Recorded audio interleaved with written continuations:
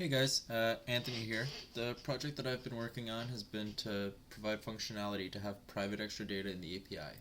At the moment, extensions and customers that are using the API can provide extra data for resources that have that field, but as it currently stands, that information is basically publicly available to anybody else who has access to it. Sometimes that's undesirable, and we like to keep some data there private and also having not able to be modified outside of the code base.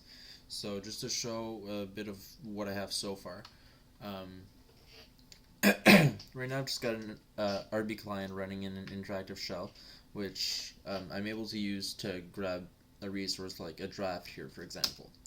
So now that I have a draft, I can provide some extra data here in a dictionary. Um, Afterwards, I can update that. After doing so, we can see that I have some extra data here on this draft. So if I go back here, the syntax that we'd be using for private data would be to denote it with a double underscore in front of the key. So if I do one of those,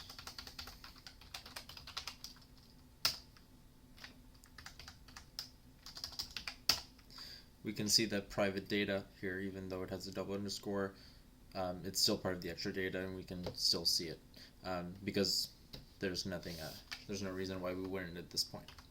So if I just check out the branches that I've got here, also just go and do a quick restart on this. There.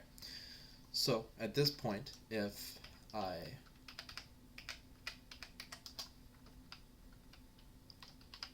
came here, we can see that private data is still part of the record.